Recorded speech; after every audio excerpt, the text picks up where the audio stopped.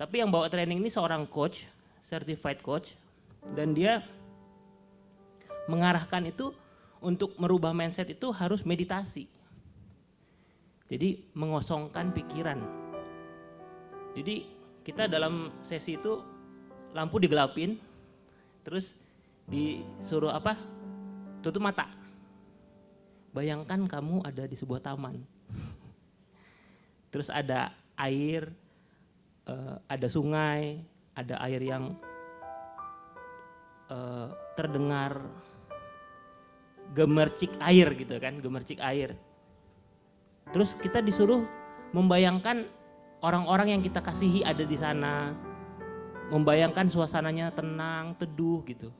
Intinya adalah mengosongkan pikiran. Dan ini yang sedang diajarkan oleh dunia.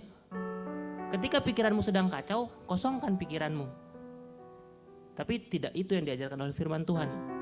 Ketika pikiran kita sedang kacau, isi dengan pikiran Kristus. Ada amin? Karena ya saya bukannya apa-apa ya. Ini coach ini dibayar mahal ya. Ketika satu sesi itu kita bisa, ini kebetulan karena dari kantor ya. Kalau bayar sendiri itu bisa bayar sampai 1 juta loh, untuk satu sesi coach seperti ini. Dan yang diajarkan cuman mengosongkan pikiran. Sedangkan di sini kita diajarkan untuk mengisi pikiran kita dengan pikiran Kristus. Dan itu jauh lebih benar gitu. Karena ketika kita mengisi dengan pikiran Kristus, Rasul Paulus bilang segala yang baik, segala yang manis, segala yang patut dipuji, disebut kebajikan, pikirkan semua itu. Dan kita pasti akan semangat lagi, kita akan recharge lagi dan kita bilang yes, gue mau masuk ke marketplace dan gue mau jadi pemenang. Amin. Kita mau siapkan hati kita untuk dengar firman Tuhan, kita bangkit berdiri. Tuhan, kami percaya kuasa darah-Mu itulah yang mengubahkan kehidupan kami. Dan karena kuasa darah itu, kami akan menjadi pemenang di marketplace kami. Kami akan mengikuti teladan-Mu Tuhan. Kami mau masuk ke hadirat-Mu dengan kuasa darah itu. Dan naikkan pujian ini, saat ku masuk ke hadirat-Mu.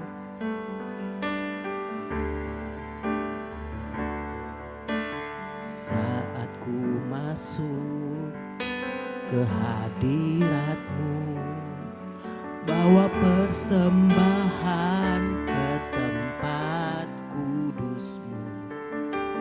Pujian ku naikkan, sembah ku berikan bagi-Mu Allah yang mulia. Kau layakkan-Ku Tuhan, Kau layakkan-Ku menghampiri-Mu, melihat tata kemuliaan-Mu Tuhan. Pujian ku naikkan, sembah ku berikan bagi-Mu Allah yang mulia. Oleh kuasa darah-Mu Kau telah tebus dosaku. Kekudusan-Mu Tuhan, kekudusan-Mu melingkupiku. Kasih-Mu, kasih-Mu mengalir memulihkan hidupku. Sungguh besar anugerah-Mu, Kau selamatkan hidupku. Ku menjadi ciptaan yang baru oleh kuasa darah-Mu. Kita naikkan pujian dari awal. Saat ku masuk ke hadirat-Mu, saat ku masuk ke hadirat-Mu, bawa persembahan ke tempat kudus-Mu. Pujian ku naikkan, sembah ku berikan bagi-Mu Allah yang mulia. Kau layakkan-Ku Tuhan, Kau layakkan-Ku menghampirimu, melihat tata kemuliaan-Mu Tuhan. Pujian ku naikkan, sembah ku berikan bagi-Mu Allah yang mulia. Oleh kuasa darah-Mu Kau telah tebus dosaku. Kekudusan-Mu melingkupiku. Kasih-Mu Tuhan, kasih-Mu mengalir memulihkan hidupku. Sungguh besar anugerah-Mu, Kau selamatkan hidupku. Menjadi ciptaan yang baru oleh kuasa darah-Mu, oleh kuasa darah-Mu. Oh, oleh kuasa darah-Mu Kau telah tebus dosaku. Kekudusan-Mu melingkupiku. Kasih-Mu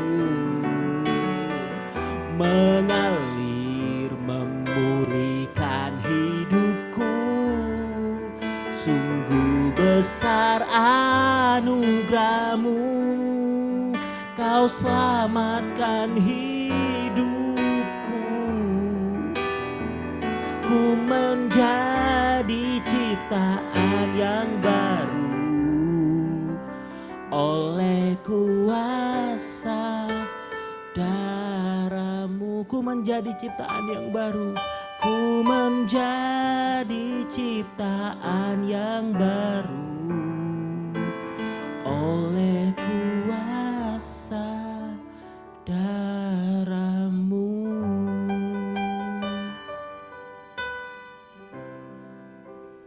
Hanya oleh kuasa darah-Mu.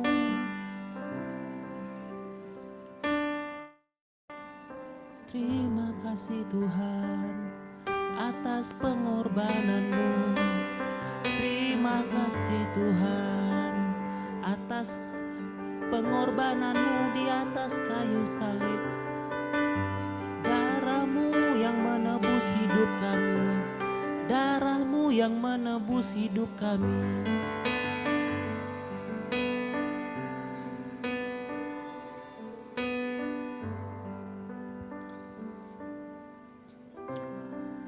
Oleh kuasa darah-Mu. Saku, kita naikkan pujian bersama-sama.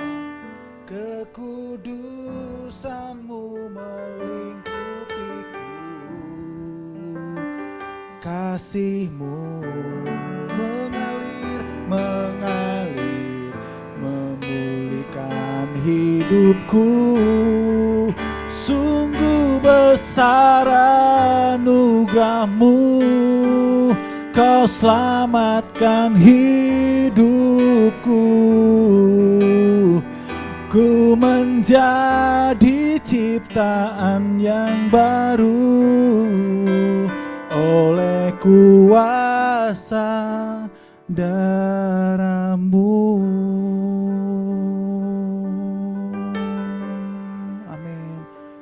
Amin Tuhan, terima kasih. Terima kasih Tuhan. Oleh karena darah-Mu kami boleh ditebus Tuhan menjadi ciptaan yang baru. Tuhan terima kasih, terima kasih. Terima kasih buat siang hari ini kami mengucap syukur buat seluruh rekan-rekan kami OCM Partner yang boleh hadir pada siang hari ini Tuhan. Kami percaya bahwa firman mengatakan 2-3 orang berkumpul di dalam nama Tuhan, Engkau hadir di tengah-tengah setiap kami. Diberkati ibadah OCM pada hari ini Bapak, kami mau menikmati apa yang Tuhan sudah sediakan. Tuhan berbicara di tengah-tengah setiap kami, Jamah hati kami semua Tuhan. Kami berdoa di dalam nama Yesus, ada kekuatan, ada kelegaan, ada kelepasan Tuhan, ada anugerah yang boleh kami terima pada siang hari ini. Semuanya oleh karena Tuhan yang mengasihi setiap kami Tuhan. Terima kasih Tuhan, terima kasih. Hamba menyerahkan sepenuhnya Tuhan seluruh pemberitaan firman-Mu ke dalam tangan Tuhan. Tuhan yang berperkara atas setiap kami semua pribadi lepas pribadi. Semuanya spesial di mata Tuhan. Kami mengucap syukur, urapi kami semua Bapa, urapi kami semua. Hanya di dalam nama Yesus kami telah berdoa dan bersyukur, kita katakan amin. Silakan duduk, OCM partner, shalom. Shalom, ya luar biasa semua hadir dengan sukacita. Saya melihat ada kemurahan, ada kebaikan Tuhan, dan saya melihat di sini ada kesempatan kita boleh mendengar kebenaran firman Tuhan. Kebenaran firman Tuhan itu kalau kita tahu kebenaran firman Tuhan itu akan memerdekakan saudara dan saya. Amin. Pada siang hari ini saya dimintakan untuk membagikan, men-sharingkan dengan tema menjadi teladan. Ya, menjadi teladan ini merupakan sebetulnya kalau tema ini itu ngeri-ngeri sedap juga ya. Karena menjadi teladan itu sebenarnya dilihat orang gitu ya. Dilihat orang, terus dinilai orang seperti itu.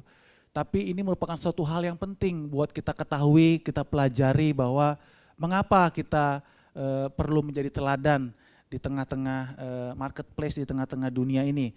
Next slide. Nah, kalau kita lihat sendiri dia kalau menurut Kamus Besar Bahasa Indonesia definisi teladan yaitu apa? Sesuatu yang patut ditiru atau baik untuk dicontoh, ya. Tapi kita ngelihat itu patut ditiru atau baik dicontoh. Jadi hal yang baik yang mesti diambil, bukan yang jeleknya yang ditiru yang diambil, tapi yang baik, ya. Dalam hal apa? Itu bisa tentang perbuatan, kelakuan, sifat dan sebagainya gitu ya. Nah, kita lihat lagi next slide berikutnya. Kenapa pentingnya teladan itu, apa ya? Teladan. Mengapa penting sekali? Ya, selanjutnya karena kita tahu dunia ini gelap, ya. Dunia ini penuh dengan kegelapan dan dosa. Nanti OCM Pater bilang, saya biasa-biasa aja. Saya merasa aman, saya tidak merasa ada sesuatu yang buruk gitu yang terjadi dalam hidup saya. Tapi tadi kalau kita dengar kesaksian saudara kita tadi Roni bahwa yang terjadi pada hari-hari ini pada orang-orang pada di sekitar kita itu tipis-tipis aja gitu ya. Dalam pekerjaan saudara, dalam usaha saudara itu bisa terjadi. Kalau tadi dari Roni tadi sampaikan dalam pekerjaannya lagi di training gitu. Tapi isi daripada training itu dibilang mengosongkan pikiran. Untuk apa? Supaya tenang. Kalau saudara pernah dengar misalnya di acara-acara televisi, tatap mata saya. Pernah dengar itu kan? Ya, pernah dengar itu kan? Tatap mata saya, entah apa yang ada di mata saya misalnya seperti itu. Nah, kita lihat bahwa itu terjadi hari-hari ini.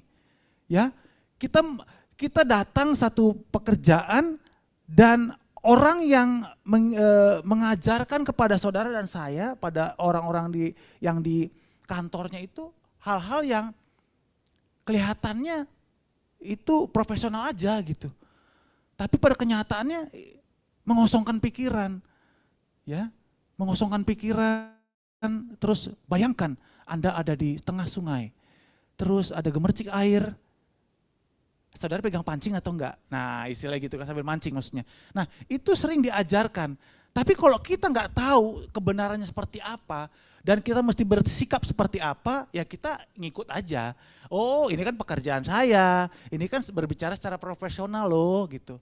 Nah, makanya itulah sebabnya dikatakan bahwa dunia ini dipenuhi dengan kegelapan dan dosa. Ya. Selanjutnya lagi disebutkan bahwa dunia ini sedang membangun nilai-nilai. Ya. Dunia ini sedang membangun nilai-nilai untuk diikuti oleh manusia. Dalam perjalanan hari-hari gitu ya, dunia ini pasti kan harus menemukan titik keseimbangannya gitu ya. Ada perkara ini, dia akhirnya menciptakan bagaimana supaya perkara ini dapat dimenangkan, muncullah nilai A, nilai B, nilai C segala macam. Betul gak? Untuk apa? Supaya manusia bisa mengikuti itu dan bisa jalan mengikuti apa yang sedang ditemui dalam hari-harinya. Betul? Ya, jadi dunia ini sedang sedang membangun nilai-nilainya untuk kita ikutin gitu. Tapi kita mau belajar pada siang hari ini bahwa apa sih sebenarnya yang Tuhan mau? Kita sebagai profesional, kita sebagai orang kerja, kita sebagai anak Tuhan, kita mesti bersikap. Ya. Next slide. Nah, firman Tuhan kita buka di Roma 12 ayat 2a.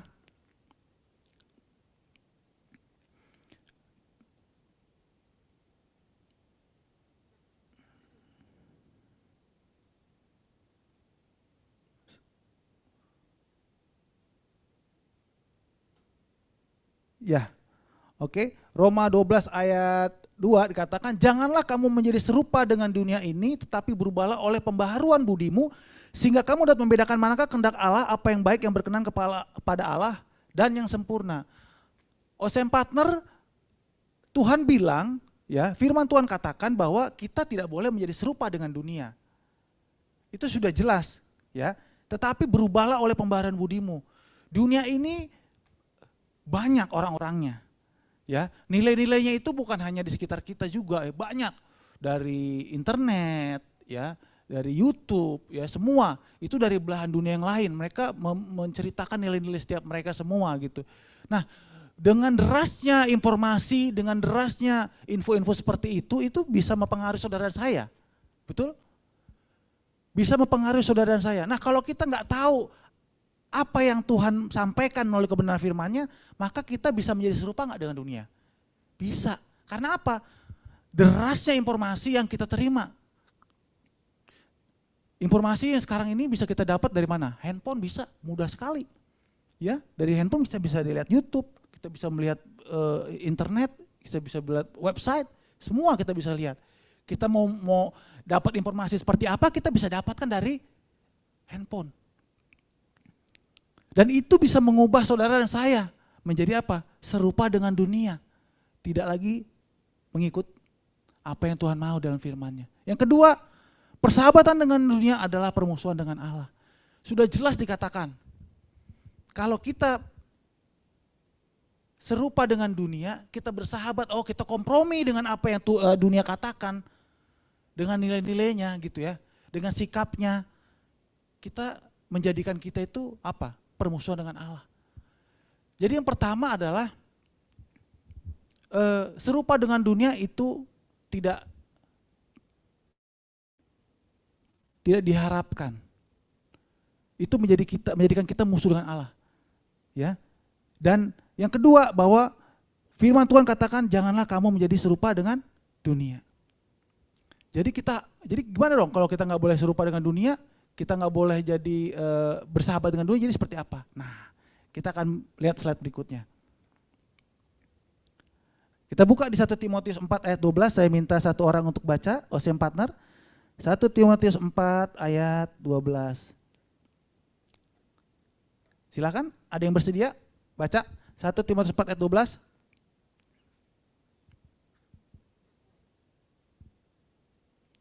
Ada? Silakan. Oke. Ya. Jangan seorang pun menganggap engkau rendah karena engkau muda. Jadilah teladan bagi orang-orang percaya dalam perkataanmu, dalam tingkah lakumu, dalam kasihmu, dalam kesetiaanmu, dan dalam kesetiaanmu. Amin, terima kasih. Ya. Jadi firman Tuhan di 1 Timotius 4 ayat 12, jadi kita mesti bersikap seperti apa? Firman Tuhan katakan jangan seorang pun menganggap engkau rendah karena engkau muda. Ya. Jadilah teladan bagi orang-orang percaya dalam perkataanmu, dalam tingkah lakumu, dalam kasihmu, dalam kesetiaanmu, dan dalam kesucianmu. Ya. Kitab di Timotius ini dituliskan waktu itu Paulus menuliskan kepada Timotius sebagai muridnya, dikatakan saat itu ada kondisi di mana banyak ajaran-ajaran yang tidak sehat, gitu. Ya.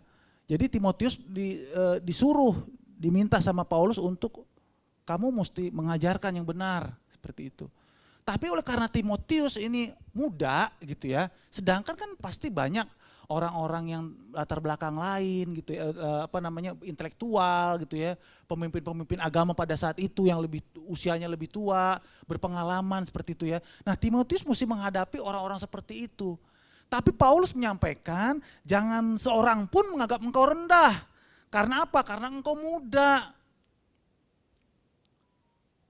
Malah sebaliknya katanya, jadilah teladan bagi orang-orang percaya dalam perkataanmu, dalam tingkah lakumu, dalam kasihmu, dan dalam kesetiaanmu, dan dalam kesucianmu. Jadi dalam kemudaannya dia mesti mengajar orang-orang yang mungkin lebih tua, lebih senior, lebih pengalaman dalam hal-hal agamawi, dalam kesalehan gitu ya. Tapi yang sebenarnya mereka tidak hidup di dalamnya gitu. Saleh sih saleh, tapi kayak orang munafik mungkin. Tapi Timotius diajarkan oleh Paulus untuk dia boleh mengajarkan kepada orang-orang di sana yang saat itu sedang mengalami banyak ajaran dengan sesat. Kita akan buka satu-satu apa yang disampaikan di sini. Next slide. Tadi disebutkan bahwa jadilah teladan bagi orang-orang percaya dalam perkataanmu dan tingkah lakumu. Kita akan coba kita kupas dalam kehidupan sehari-hari kita, di marketplace, di kehidupan kantor kita ya, perkataan dan tingkah laku. Kita akan bandingkan bagaimana nilai-nilai yang dunia ini sedang bangun dan nilai-nilai kebenaran yang memang Tuhan tuliskan dalam kebenaran firman-Nya. Next slide. Nah, ini dia. Ini kalau OCM Partner ini akan melihat gak bahwa hal ini umum gak terjadi dalam hari-hari kita. Dunia berkata kasar, ya, di dalam kantor berkata kasar. Saya pernah dengar cerita bahwa ada salah satu kantor ya korporasi di daerah sana TBC Matupang ya katanya. Itu pemimpinnya kalau misalnya ngomong sama salesnya ya, tim salesnya itu kalau nggak capai target ataupun salesnya tidak gregetan itu benar-benar kata-kata kasar. Seluruh kebun binatang itu keluar sampai kandang-kandangnya. Benar. Dan itu bukan dari satu orang aja saya dengar. Ternyata dari beberapa orang pun bilang bahwa perusahaan ini tuh seperti itu. Pemimpinnya loh, pemimpin tertingginya loh. Dan mereka berkata seperti itu tuh dengan ringan, enak gitu loh. Kayak udah terbiasa kayak kita makan nasi. Makan nasi, biasa kan? Lapar makan nasi. Nah ini juga sama. Berkata-kata kasar, kata-kata makian itu seperti hal yang biasa. Itu terjadi saat-saat ini, betul? Berbohong, itu terjadi saat ini. Udah dikerjain belum? Udah, padahal aduh gue belum kerjain nih. Yang penting udah dulu aja sama atasan. Udah gitu pas udah selesai keluar dari ruang atasan baru kita kerjain, baru kita kirim emailnya. Berbohong, tidak memegang janji. Ini yang sekarang sedang kita alami hari-hari ini, ya. Nah, di-compare dengan kebenaran, firman Tuhan katakan apa? Bersikap ramah dan lemah lembut. Di Titus 3:2. Dan jika ya, katakan ya, dan jika tidak, katakan tidak. Poin pertama untuk menjadi teladan dalam perkataan dan tingkah laku seperti ini. Next slide. Poin kedua dalam menjadi teladan tentang kasih, next slide. Nah, dalam kasih, dunia menyimpan kesalahan orang lain. Siapa yang pernah menyimpan kesalahan orang lain? Enggak pernah. Suci semua. Ya? Menyimpan kesalahan orang lain. Oh, lo gitu sama gua. Oke. Saat itu mungkin kita tidak melakukan tindakan reaktif. Tapi kita simpan. Oh, dia minjem duit gua, coy. Dia nitip-nitip beli kopi ternyata beberapa kali nggak diganti duitnya. Menyimpan kesalahan orang lain. Yang kedua apalagi balas dendam karena merasa disakiti. Ternyata dari belakang dia nelikung gua. Dia menikam gua. Disimpan lagi. Lihat suatu saat aku akan. Ini kita alami, betul? Ya, tapi kebenarannya mengatakan mengampuni kesalahan orang. Mengampuni kesalahan orang. Yang kedua, kasihilah musuh kita dan berdoa bagi mereka yang menganiaya kamu. Hello, ada orang yang bersalah, nyakitin kita. Tapi firman Tuhan katakan berdoa Doa bagi mereka yang menganiaya kamu. Susah atau susah? Itu terjadi saat ini. Yang selanjutnya, next, menjadi teladan akan kesetiaanmu. Next slide. Nah, dunia tidak setia kepada pasangan atau suami istri atau selingkuh. Mudah berpindah-pindah kerja oleh karena masalah pribadi atau ego. Nah loh, OSM partner ini juga sering terjadi ya. Di kantor justru, TTM. Teman tapi mesra. Yang wanitanya butuh diperhatikan, yang prianya suntuk, akhirnya cari orang untuk curcol, jadilah TTM. Itu terjadi dan di berita-berita itu sering terjadi. Dan mungkin teman-teman semua bisa melihat itu terjadi di lingkungan kerja kita, lingkungan kantor, atau teman-teman kita, ya kolega-kolega kita. Mudah berpindah-pindah kerja oleh karena masalah pribadi dan ego. Siapa di sini yang sering berpindah-pindah? Ayo, yang sudah 4 kali pindah kantor, angkat tangan. Baru 6 bulan pindah, sebulan pindah. Ah, ada yang senyum berarti iya. Enggak ya, bercanda. Ya, mudah berpindah-pindah kerja oleh karena masalah pribadi dan ego. Ya, tapi kebenarannya apa? Janganlah orang tidak setia terhadap istri dari masa mudanya. Firman Tuhan katakan, di sini udah ada yang berkeluarga belum? Selain saya. Oh, Bang Roni, yang lain masih ini. Oh, udah berkeluarga kan? Udah berkeluarga belum ya? Masih ini ya, masih muda ya semua ya. Jangan orang tidak setia terhadap istri dari masa mudanya. Ini saya bagikan juga supaya nanti yang belum menikah juga mulai belajar dari saat ini. Supaya apa? Supaya kebenaran ini bisa melekat di dalam hati saudara dan saat masuk dalam jenjang pernikahan, hubungan yang serius, ini mulai diperhitungkan ya. Firman ini, janganlah orang tidak setia terhadap istri masa mudanya. Nah loh, ya disampaikan seperti itu. Yang kedua, hai kamu hamba-hamba, tunduklah dengan penuh ketakutan kepada Tuhanmu, bukan saja kepada yang baik dan peramah, tetapi juga kepada yang bengis guys, kepada yang bengis. Ya, tunduklah. Kalau yang baik kita tunduk itu biasa, betul? Normal. Kalau misalnya bosmu meeting, ngajak makan, siapa yang gak seneng? Udah diajak meeting, terus pakai makan lagi, ada makannya, kan gratis gitu ya. Itu biasa, tetapi juga kepada yang bengis. Disampaikan dalam firman Tuhan, berarti itu akan terjadi di dalam dunia ini gitu loh. Jadi bukan kejadiannya pada orang yang ramah kita berlaku baik, melakukan hal yang sama, tapi kepada orang yang bengis. Mudah berpindah-pindah kerja oleh karena masalah ego. Next. Kesucianmu. Next. Dunia, motivasi terselubung. Ini nilai-nilai yang dibentuk. Ya, udahlah, pokoknya gua kerjain aja deh. Padahal, gua males banget gitu. Jadi nggak tulus gitu ngerjainnya gitu. Cari muka di depan bos baik, di belakang ngomongin. Pernah ngalamin itu? Belum ya? Oh, suci sekali. Ya, cari muka di depan bos baik, di belakang ngomongin. Nah, itu sudah menjadi hal yang biasa saat ini. Ya, tapi kebenarannya adalah, hai hamba-hamba, taatilah Tuhanmu yang di dunia ini dalam segala hal. Jangan hanya di depan mereka saja untuk menyenangkan mereka. Jangan pas di depan, iya Pak, enje bos, senyum, segala macem. Udah salaman, bosnya pergi, gimana sih nih. Bos gua tuh begini, udah tahu begitu, begini. Selalu begitu. Ngomonginnya gitu ya, di belakangnya udah lewat orangnya, ngomongin. Itulah yang terjadi. Ya, kita mau compare. Next. Nah,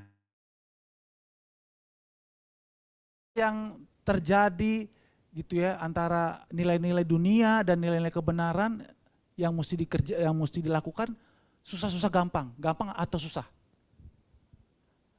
Kalau ada yang menganiaya kamu mesti doakan. Gampang nggak? Susah. Susah. Gitu. Ya. Susah gitu. Motivasi terselubung gitu ya. Kita nggak bisa mau mengerjakan sesuatu yang tulus. Kadang-kadang gimana? Bisa apa enggak? Kadang-kadang bisa, kadang-kadang enggak. Banyaknya bisanya enggak? Enggak, banyaknya enggak bisanya gitu. Karena apa? Ya gue mau ngerjain ini ternyata masih ada pekerjaannya belum selesai gitu. Jadi kita enggak tulus ngerjainnya gitu. Nah, jadi sebenarnya OCM Partner itulah yang terjadi sekarang hari-hari ini. Sudah jelas nilai-nilai dunia yang dunia tawarkan, nilai-nilai dunia yang saat ini berada bersama-sama dengan kita, itu seperti itu. Tapi firman Tuhan katakan di compare di sebelahnya itu sudah jelas juga. Seharusnya kita sebagai orang-orang percaya harus bersikap seperti apa. Nah, firman Tuhan katakan bahwa kita mengikut teladan Yesus. Yesus hadir ke dunia ini untuk menyampaikan kabar baik. Amin. Menyampaikan kabar baik. Selain dia menebus saudara dan saya, dia menyampaikan kabar baik.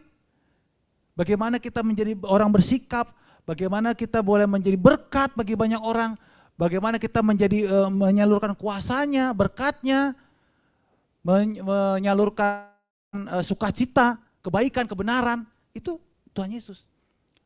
Jadi bukan hanya dia turun ke dunia ini menjadi penebus kita aja, enggak. Tapi dalam pekerjaan dia sehari-hari waktu Tuhan Yesus ada di muka bumi ini, dia menyebarkan kebaikan, menyampaikan kabar baik, menyembuhkan orang sakit, melepaskan yang terikat. Itu baik apa enggak? Baik. Jadi mau kita ikutin mana? Firman Tuhan katakan ikut teladan Yesus. Kita akan lihat apa sih teladan Yesus yang mau kita ikutin. Next slide. Yang pertama, rendah hati. Ya. Tidak menganggap kesetaraan dengan Allah itu sebagai milik yang harus dipertahankan. Saudara, Tuhan Yesus itu 100% Allah. Amin.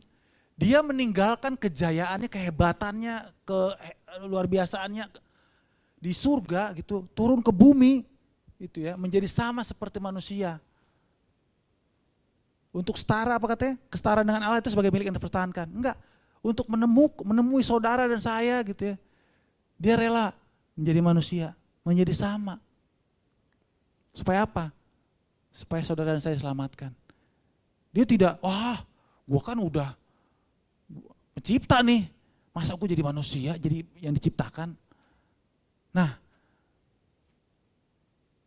kalau misalnya di teman-teman semua OCM Partner di dalam pekerjaan, OCM Partner semua di sini saya yakin semua udah mungkin punya jabatan yang lebih tinggi. Amin. Punya anak bawahan misalnya orang-orang yang dipimpin. Ya, rendah hati seperti apa sih? Contoh, misal kita nih mungkin udah manajer mungkin ya. Tapi di sisi lain pas ketemu sama OB misalnya atau orang bawahan gitu ya, kadang-kadang nyapa aja kita nggak mau gitu ya. Ah, gue kan udah manajer, enggak lah, nggak perlu lah gue nyapa. Satu, nyapa. Kedua, mengucapkan terima kasih, apresiasi kepada mereka yang sudah berbuat melayani saudara misalnya. Sini siapa yang misalnya dibuatin kopi atau kita minta kopi, udah, Kang, buatin kopi dong 1 gelas. Siap katanya dia, misalnya OB ya, udah ditaruh. Pak ini kopinya udah, oh iya gitu nggak? Siapa yang sering gitu, saya bilang ngetik-ngetik, Pak ini kopinya Pak, oh iya gitu. Tapi saudara nggak ngasih tahu, terima kasih Pak, terima kasih. Ya, saudara menganggap bahwa oh gue udah manajer dan itu kan pekerjaan dia, nggak wajib dong gua, nggak wajib dong saya berkata terima kasih. Nah itu salah satu contoh, ya. Jadi walaupun Tuhan Yesus itu pencipta, tapi dia mau menjadi manusia untuk menjadi apa? Sama seperti manusia untuk menyampaikan kabar baik. Bahkan mati di kayu salib buat saudara saya. Padahal dia siapa? Pencipta. Dia penuh kuasa juga. Gitu. Tapi dia tidak menganggap kesetaranya dengan Allah sesuatu yang harus dipertahankan. Oh gue gak mau, jijik gue ketemu sama Petrus, jijik gue ketemu sama Yohanes. Enggak, tapi dia tetap melayani, membasuh kaki. Amin. Rendah hati, ini yang nilai-nilai yang Tuhan Yesus minta kita untuk ikuti. Yang kedua, melayani hati-hati hamba. Ya. Barang siapa yang ingin menjadi besar, hendaklah menjadi pelayanmu. Barang siapa yang ingin menjadi terkemuka, hendaklah menjadi hambamu. Ini 180 derajat perbedaannya dengan apa yang nilai-nilai tawarkan. Betul gak? Kalau gua mau jadi besar, gua mesti nginjek kepala anak bawah gua.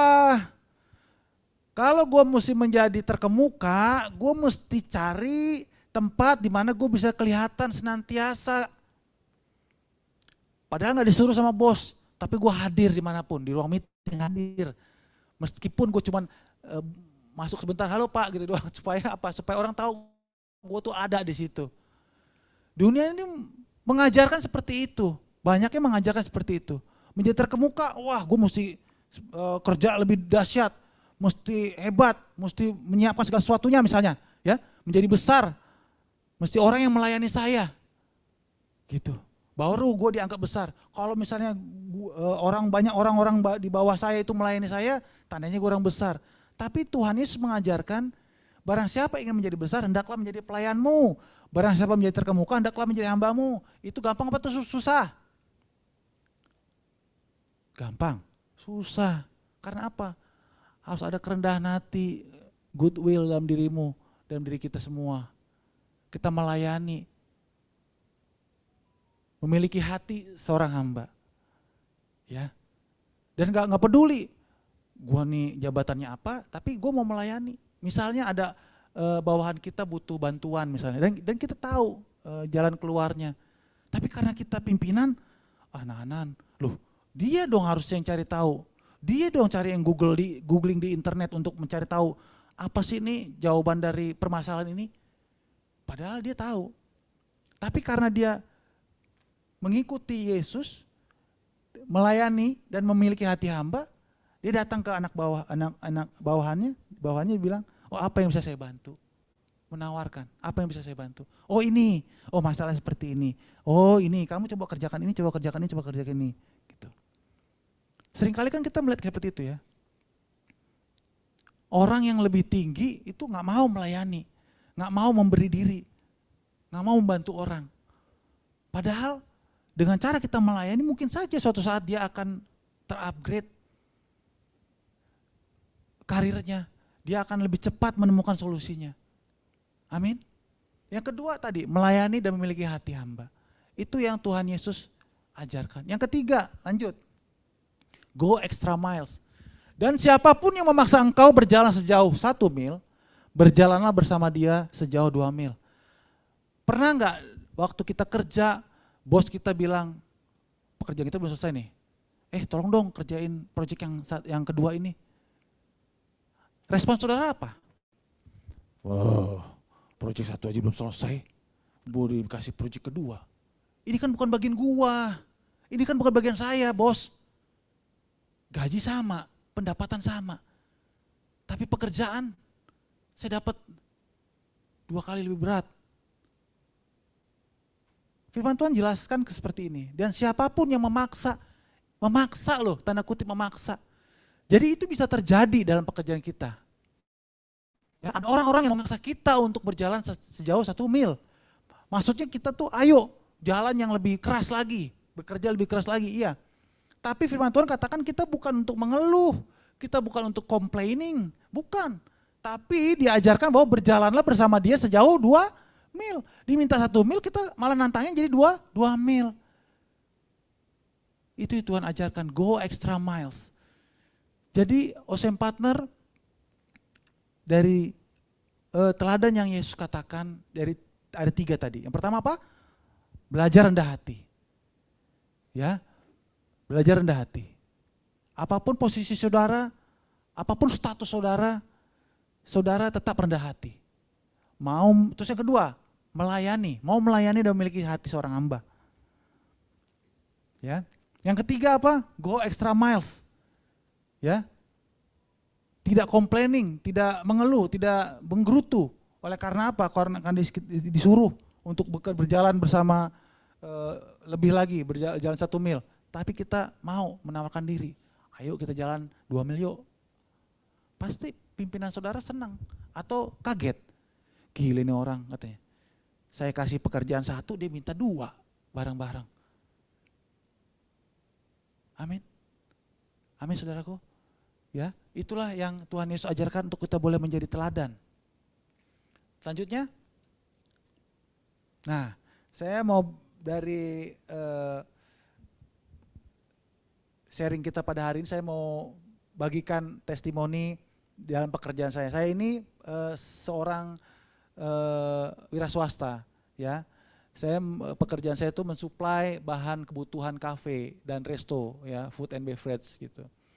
Ini baru mulai 1,5 tahun dan puji Tuhan dalam menjalankan pekerjaan itu, kalau namanya usaha, saya usaha sendiri ya. Jadi bukan karena memang maksudnya ada kantor gitu, enggak. Jadi saya usaha sendiri, saya membangun usaha ini dan saudara tahu kalau dalam membangun usaha itu kan pasti ngeri-ngeri sedap, betul gak? Ya, kalau jalan puji Tuhan, kalau enggak ya boncos gitu kan. Karena apa? Ada modal yang dikeluarkan gitu ya, ada modal yang dikeluarkan, terus ada biaya-biaya segala macam.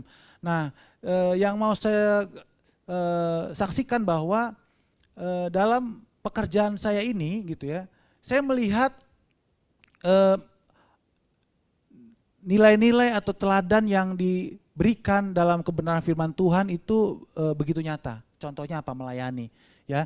Kalau misalnya seorang sales, saya juga merangkap ya, sebagai sales iya, sebagai procurement iya, sebagai apa lagi ya, yang nganter barang juga iya gitu ya. Jadi karena baru memulai, jadi saya semuanya rangkap gitu ya, nggak apa-apa, saya enjoy aja. Nah, ternyata saya juga ada dengar juga dari kesaksian beberapa orang motivator bahwa kalau seorang sales itu kalau misalnya menawarkan produk itu pasti apa? Produknya apa? Yang pertama apa? Bagus. Produk saya bagus ini. Kompatibel dengan apa segala macam. Yang kedua apa? Supaya orang mau beli apa? Hah? Harga. Betul. Harga saya murah, ini murah segala macam. Nah, ternyata seorang motivator ini bilang bahwa itu adalah hal umum yang disampaikan oleh seorang sales yang menawarkan barangnya kepada pembeli supaya mereka beli apa? Barangnya unggul dan harganya murah. Sama kan? Sama.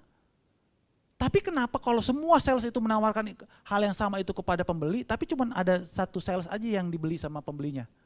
Kenapa? Ya kan? Ternyata dia menyampaikan bahwa ada yang menjadi perbedaan, menjadi pembeda dari hal-hal yang sama yang disampaikan oleh sales kepada pembeli itu apa? Tentang pelayanan. Dia bilang begini, ibu boleh atau bapak boleh lihat bahwa semua sales menyampaikan produknya unggul, padahal barangnya sama, misalnya handphone mereknya sama segala macam, harganya murah, iya harganya murah, beda-beda sedikit, beda-beda 1.000. Tapi yang membedakan apa? Pelayanannya. Sampai ada satu sales bilang, ibu boleh semuanya sama, yang bagian produknya sama, bagian harga sama, tapi kalau sama beli sama saya, katanya gitu. Setiap ibu WA jam berapa saja pasti saya balas. Saya waktu mendengar itu saya kaget. Oh iya benar ya. Saya sendiri sebagai penjual, kan pasti saya beli juga kan dari supplier saya kan, betul gak? Saya juga mengharapkan pelayanan mereka kan. Kalau saya, Pak saya mau beli tepung Pak besok, besok 10 karton misalnya. Kalau saya WA dia jam 7, saya keinginan saya apa? Dibalas, bener gak? Tapi rata-rata mereka balas gak? Enggak. Karena apa? Jam 7 malam sudah lewat jam kerja. Saya gimana? Saya akan apa tindakan saya selanjutnya? Saya akan cari supplier lain. Karena apa? Ini nggak dapat respon dari sini jam 7 malam. Saya WA lagi kepada supplier berikutnya, dibales. Saya pasti ngambil yang mana? Yang dibales. Itulah yang menjadi pembeda, melayani. Akhirnya apa? Akhirnya saya coba mengerjakan, saya coba mengaplikasikannya itu dalam usaha saya. Setiap customer yang meng-WA saya lebih dari jam 5, bahkan jam 12 malam. Pak, saya pesen coklat Pak. Saya masih kerinyip matanya. Oh dia order, siap Bu. Saya cuma jawab siap Bu aja, udah. Tapi sampai saat ini mereka pergi, mereka tetap ngambil nggak? Ngambil. Itulah yang menjadi pembeda, melayani. Ya, yang pertama itu melayani. Jam berapa aja mereka WA, gue bales. Yang kedua komitmen. Mereka tanya, Pak dikirim jam berapa? Saya kirim jam 11. Jam 11 saya kirim. Kalau misalnya saya telat, maaf ada kendala dalam pengiriman. Saya ngomongin sama mereka. Dan itu membuat mereka senang, happy. Saudara senang gak kalau ada jawaban seperti itu? Kalau dilayani seperti itu? Senang, benar gak senang? Jadi OSM Partner Hari-hari ini orang tuh senang dilayanin. Kalau saudara bekerja dalam kantor saudara, coba aplikasikan ini. Ikuti teladan Yesus. Rendah hati, melayani, memiliki hati hamba, dan go extra miles. Menjadi teladan. Sehingga melalui teladan saudara dan saya, mereka melihat, oh ternyata orang percaya itu seperti ini toh. Ya, dia tuh rendah hati, gak songong. Terus yang kedua apa? Disuruh apapun dia mau ngerjain. Gak hitung-hitungan. Yang ketiga apa? Go extra miles. Lu kasih satu project yang ini, lu kasih lagi project kedua, dia pasti kerjain. Itu yang akan dilihat oleh orang dunia ini. Biasanya kalau misalnya atasan melihat saudara seperti itu, apa efeknya? Selanjutnya apa? Kalau pas penilaian, nama saudara yang akan dilihat duluan, benar nggak? Misalnya ada nama A, B, C segala macam. Siapa yang akan kelihatan nanti? Saudara. Karena apa? Saudara sudah melakukan teladan yang baik. Amin. Selanjutnya.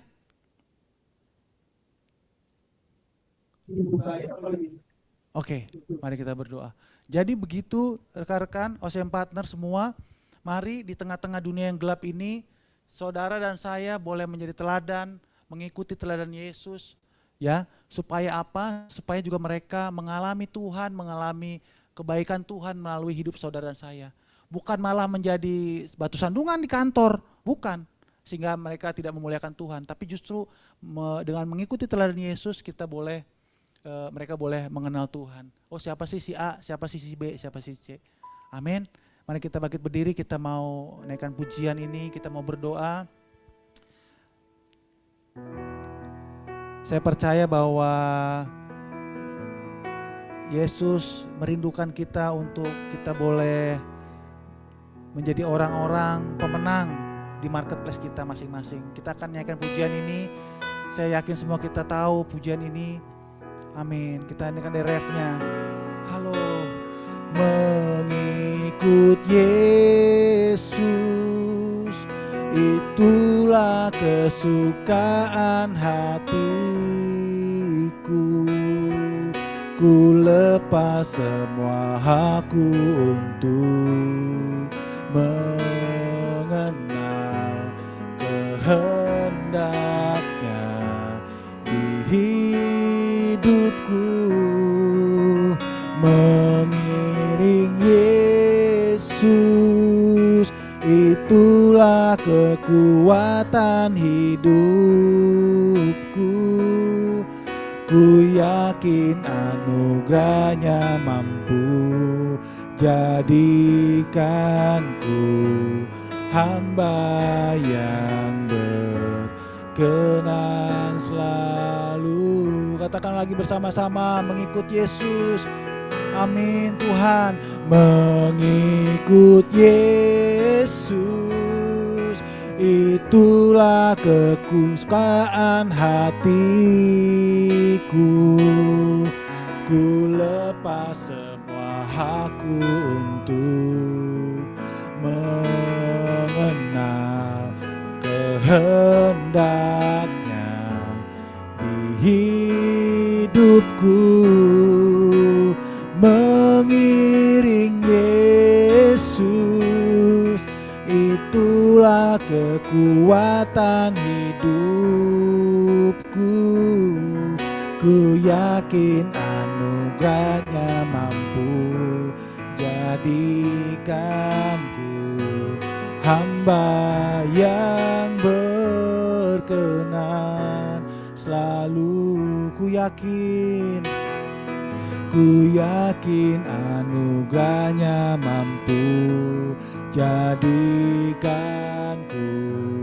hamba yang berkenan selalu. Sekali lagi kita katakan, ku yakin anugerahnya mampu jadikanku hamba yang berkenan selalu. Bapak terima kasih, kami mengucap syukur. Kami mau mengikut Yesus Tuhan. Itulah kesukaan hati kami.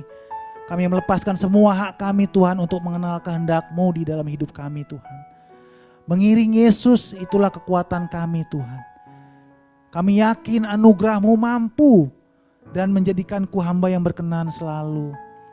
Ku mau berkenan selalu kepadamu ya Tuhan. Terima kasih.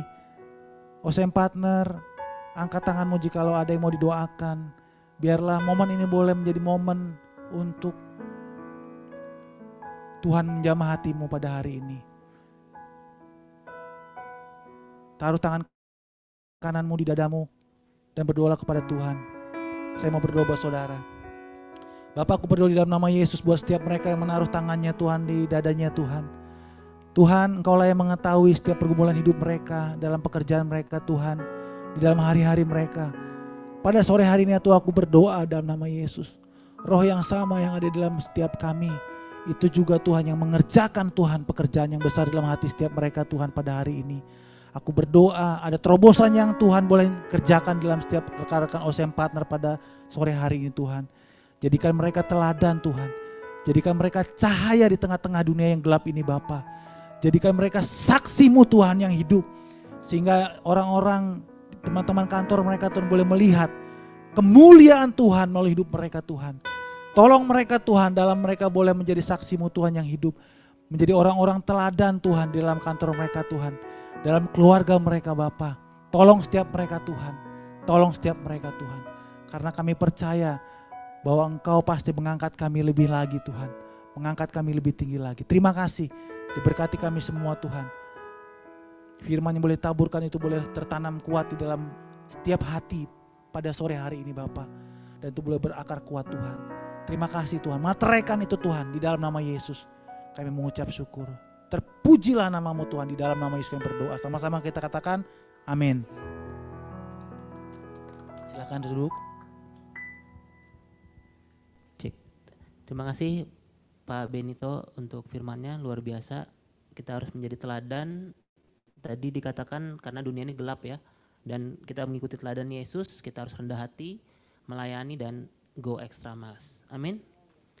Ya, ini untuk offering, untuk rekan-rekan yang mau memberikan offering untuk pelayanan OCM, bisa offering dengan QR yang ada di depan.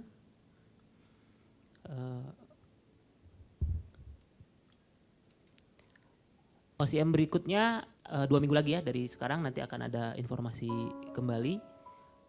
Sebelum kita tutup dalam doa, saya tadi teringat ada satu quote ya, saya lupa ini dari siapa, tapi dia bilang begini, tidak masalah bagi saya bila karena Yesus orang membenci saya, tapi saya akan pastikan tidak ada seorang pun yang membenci Yesus karena saya. Itu tadi menjadi teladan ya. Jadi kalau orang membenci kita karena kita mengikut Yesus biasa, tapi jangan sampai karena kita orang tidak bisa datang pada Kristus. Kita mau akhiri OCM event, kita bangkit berdiri.